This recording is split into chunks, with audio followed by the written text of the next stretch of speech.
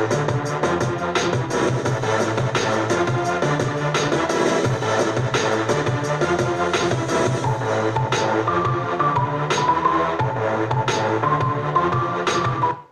welcome back to KMMA. I'm Andy O, And I'm Khalil Deal. and we are bringing to you the early predictions for UFC 209 for the main card portion here. Starting off with Mauricio Ruffy against James Lyon Top. Then we got the only other ladies fight, which is Karini Silva against Viviane Arroyo. Then it's going to be Bo Nickel against Paul Craig. Then it's in the co-main event. We have Charles Oliveira and the return of Michael Chandler. And the main event will be John Jones for the belt against Stipe Miocic. So who do you got here to start us off with, Real Deal?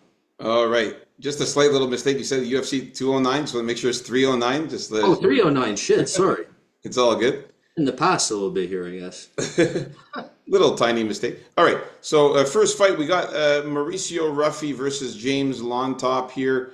I have to go with the Fighting Nerds, and the Fighting Nerds are amazing.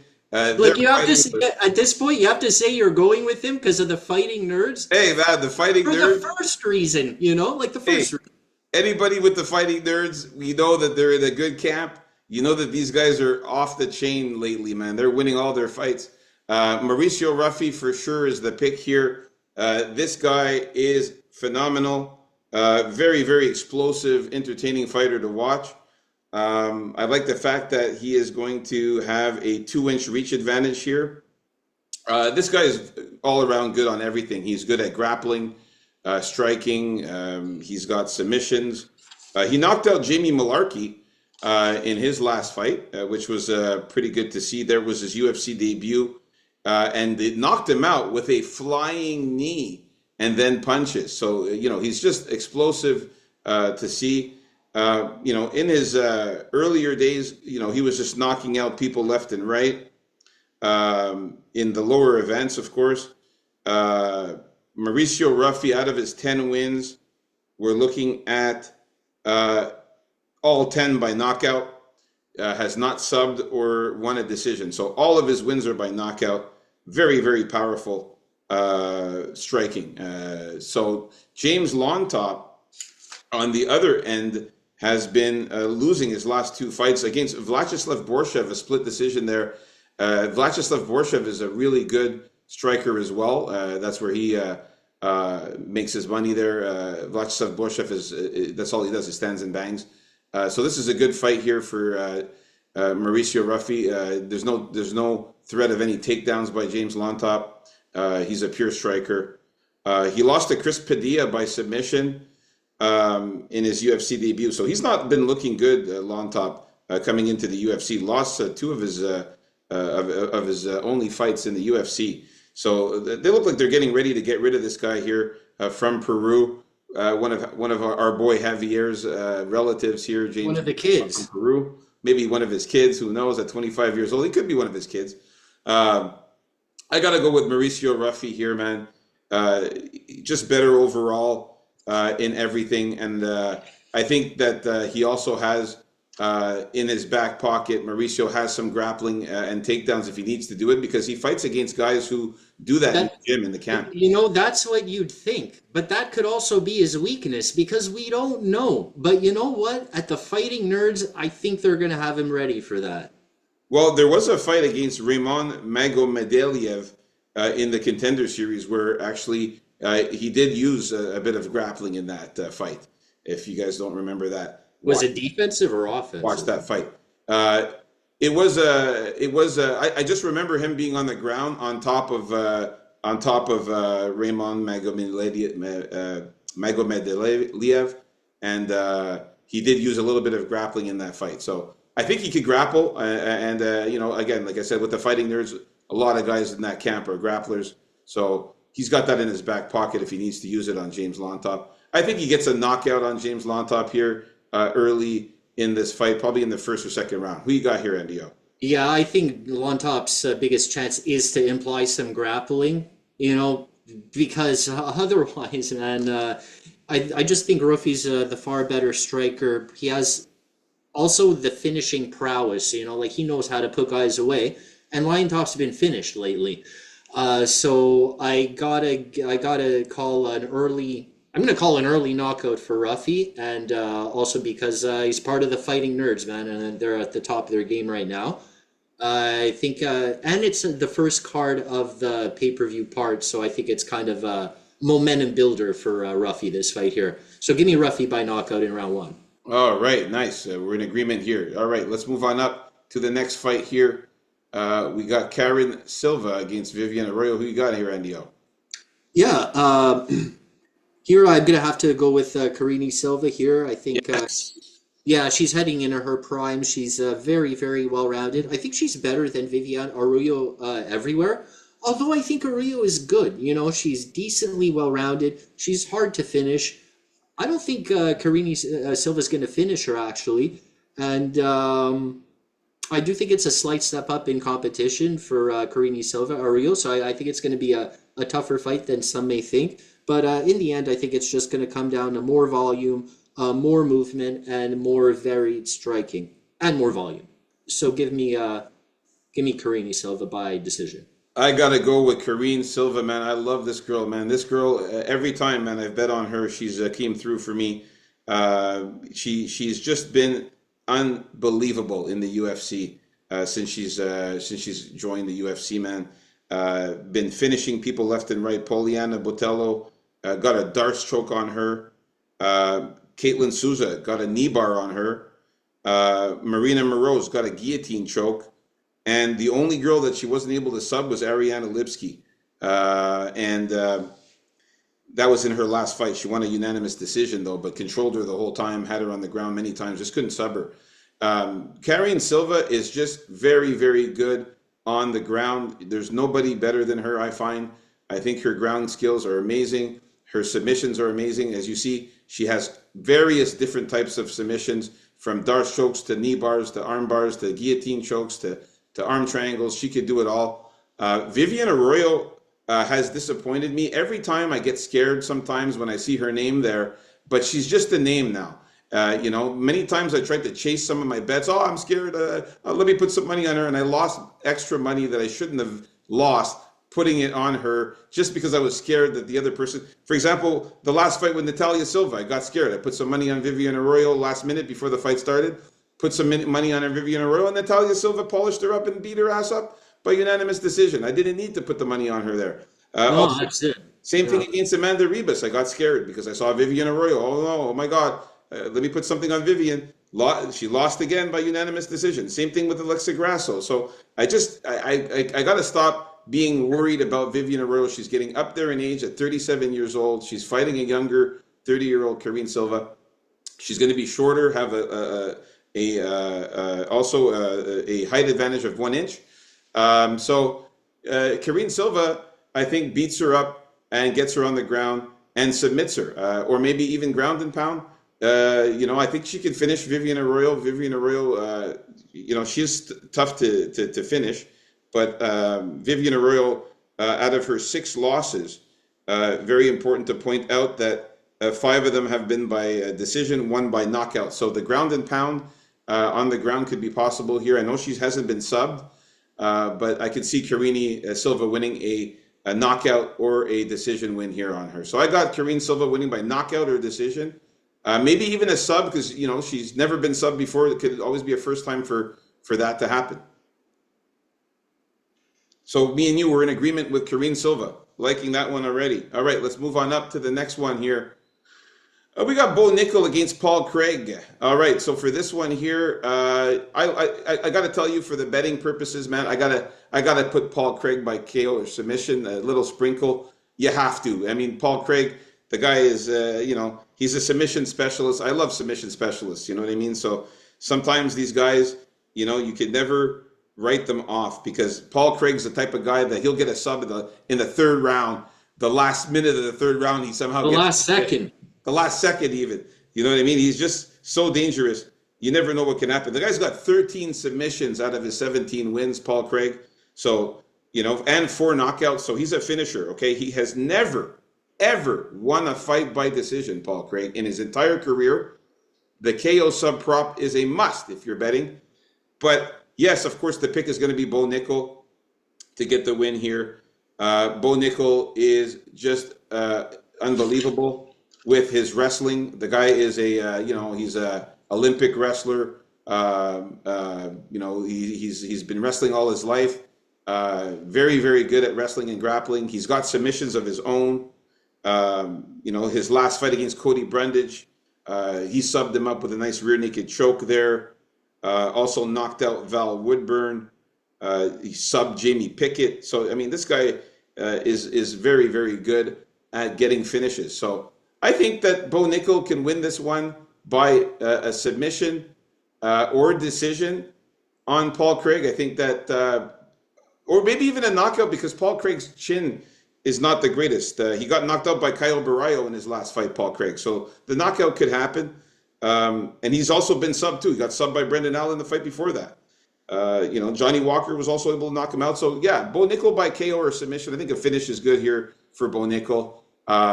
Just the younger guy, 8 years younger, and just determined to move up in the rankings. And I think he's going to get it this one. Yeah, he should really get the win here. But yeah, you were mentioning the running down of the lower levels here of competition. Val Woodburn actually clocked him in that fight before he recovered to beat him. And Cody Brundage tossed him around at the beginning of that fight, which I was happy to see, because I'll toss you around, you fuck, Yeah. Sure, he beat these guys. But I don't see Paul Craig tossing anyone around. Paul Craig's striking is just awful. Bo Nickel's striking could use some work. He's still very green in the game. His striking's going to get better. It is half decent right now, and the power is there. Outstanding wrestling. What he should do is just keep it on the feet. Don't dive into Paul Craig on the ground, even if you hurt Paul Craig, because Paul Craig's going to be waiting for you to come down there. He's going to go down there, wait for you, even when he's half conscious. And that's why you have to do like the Real Deal said and put down a sprinkle on that Paul Craig sub, because it's always live in a tiny way. But really, Bo Nickel should really pound the shit out of Paul Craig here on the feet, and maybe finish it off on the feet as well if he's smart. And I just think Craig is just that. He's always fun, I guess, for that chance at a miracle sub. Like he gave Ankalaev his only loss in the last 5 seconds of the fight, where Ankalaev got kind of really relaxed because he was beating him up the whole fight. So I don't think that's going to happen here though. So give me Bo Nickel by knockout. All right. Now let's move on up to the next fight here. We are in agreement with Bo Nickel. Let's get on up here to Charles Oliveira. This is the co-main event here. Charles Oliveira, the Bronx versus Michael Chandler. Okay, so Michael Chandler probably still super disappointed that it's not Conor McGregor he's fighting. Instead, we get the rematch here with Charles Oliveira, and I think it's going to pretty much end in the same way. I think Chandler's going to try to line him up for that huge shot, almost knock him out. Charles Oliveira has great defense even when he's half rocked. He may catch Chandler in a sub after he gets hit hard, or just may chip away at Chandler on the feet for a little bit until he puts him away, because Chandler fights one way and one way only, and that's wild and without any intelligence, and really tries to make a great fight of it for the fans. And Oliveira always makes a great fight of it for the fans as it is. So we're going to have a banger. And I don't think it's going to last that long. And I think Charles Oliveira is going to get the finish, because he finishes all his fights. So that's going to happen in, I say, round one. Give me round one finish for Charles Oliveira. Man. I got to go with Charles Oliveira. Now, one thing to point out, that there's pictures going around with Michael Chandler being in absolute phenomenal shape, like crazy shape. Maybe he's juicing or something, but apparently he's super in great shape. He's ripped. He's always been juiced out. There's a picture going around of him lately of his how he looks, and it's scaring people how amazing he looks there. So that might be something to look at there. But Charles Oliveira is going to have the 2-inch height advantage and a almost a 3-inch reach advantage there. Also going to be the younger fighter by 3 years. He's going to be, like I said, I like Charles Oliveira being taller here in this one. One thing we have to make sure we point out too is that the Dustin Poirier, Charles Oliveira subbed Dustin Poirier, and Michael Chandler got subbed by Dustin Poirier. It's just a fun fact right there to note. And that was in his last fight, by the way, Michael Chandler's last fight. He got subbed by Dustin Poirier, rear naked choke. Again, like I said, Charles Oliveira was able to sub Dustin Poirier. So Charles Oliveira is clearly better than Michael Chandler, I feel. I think Charles Oliveira has also subbed a lot of people. Oh yeah, absolutely.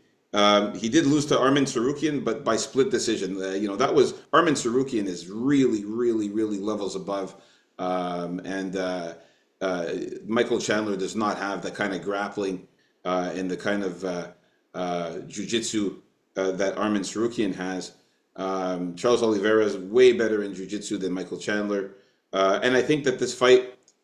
He's going to keep this fight on the ground. He's not going to keep this fight standing against a guy like Michael Chandler, who's got very good, powerful punches and can strike very well. I think Chandler has a slight edge on the striking over Charles Oliveira, but the ground game is just way better for Oliveira, I find.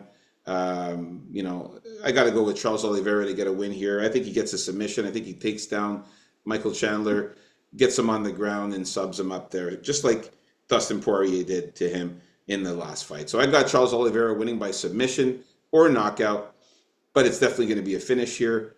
We're in agreement here with Charles Oliveira to get the win here. So let's move on up to the main event of the evening. If you guys haven't already, please like the video and subscribe if you're new. We got the main event, Jon Jones versus Stipe Miocic. I'm not even going to waste my time talking too much here. Jon Jones for sure. Got to go with Jon Jones.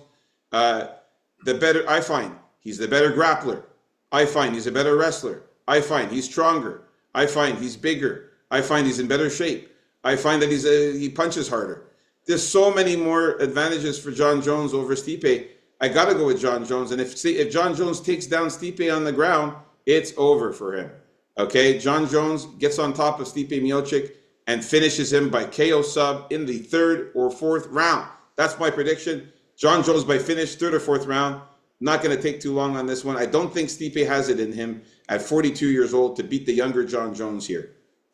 Yeah, it's a very hard ask of Stipe also coming back after getting knocked out like that. Oh, sorry, maybe not getting knocked out, but after 4.5 years of not fighting at all. Right, so Jon Jones, look, Stipe's no slouch. I'm not counting on whether he may have lost something in his time away, but he was really well-rounded. But Jon Jones, man, always finds a way to rise to the occasion, and I think he will here.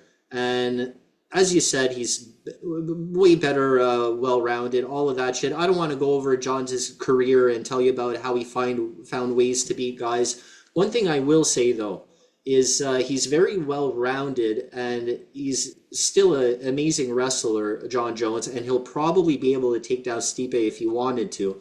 The thing with Stipe, he doesn't kick at all, ever, if you've watched his fights. Like, he's against kicking. And when you eliminate that part of your game completely, Jon Jones doesn't have to worry about at all.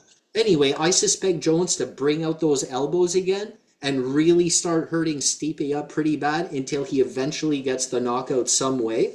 I do think this fight's going to last a little longer than the fight against Cyril Gane. I think this fight can actually go to like the 3rd round, 4th round.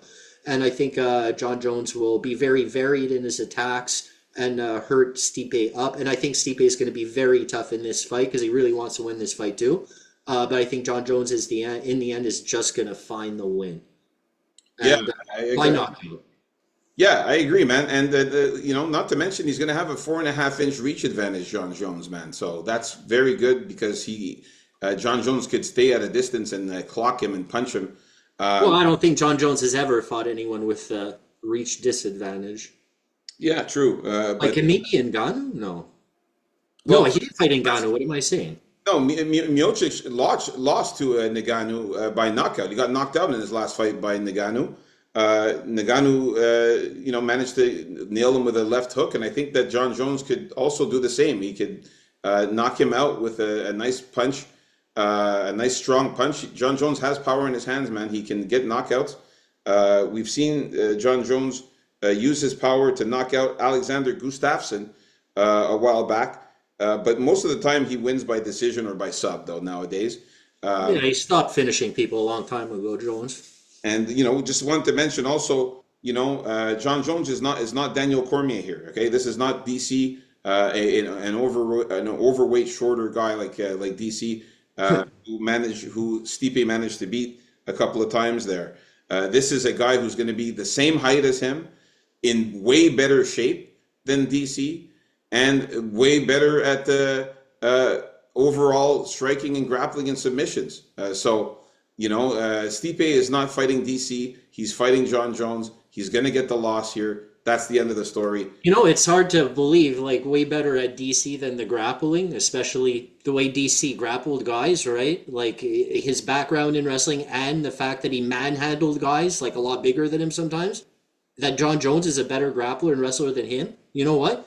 It's true. John Jones is a better grappler than him.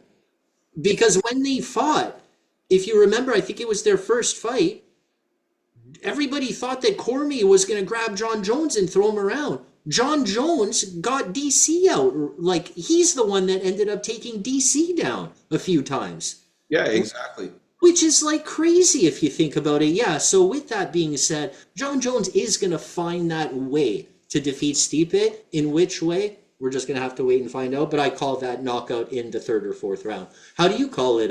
When do you see it finishing? I said John Jones gets the finish in the third or fourth round. Nice. Knockout or submission in the third or fourth round. Again, Stipe hasn't won a fight in 4 years, man. It's been a very long time. And, just a year ago, John Jones beat Cyril Gane by submission. So gotta definitely like that. So guys, like and subscribe. Let us know who you have. You have it there. Our official predictions for UFC 309. Stay tuned on Friday. For what, Andio? What's happening on Friday? For Friday, of course, we have our final picks. We're watching the weigh-ins, and we're going to, have some good old thoughts talk. There you go. Peace out. KA MMA, baby.